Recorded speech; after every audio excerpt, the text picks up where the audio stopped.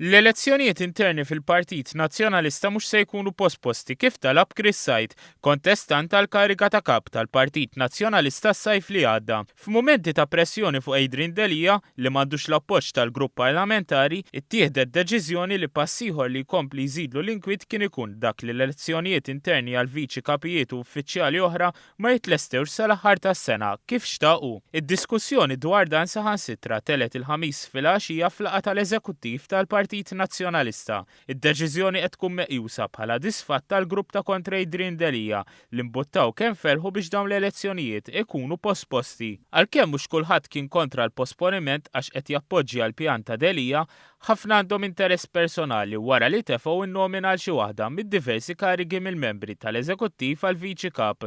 Chris Sajt kien qal fuq Facebook li l-membri tal-Kunsill Ġenerali m'għandhomx ikunu bombardjati minn korrispondenza f'dawn il-jiem. Qal li l-Partit Nazzjonalista ma jistax jiqbad dej business as usual, iżda din it-talba ma ntlaqetx. Għalhekk dawk li jaqblu ma' Sajt qed jgħidu li din hija daqqa ta' ħar tal-kredibilità tal-kap preżenti li filwaqt li jrid il-gvern jipposponi kollox u baqa' għaddej bl-elezzjonijiet interni.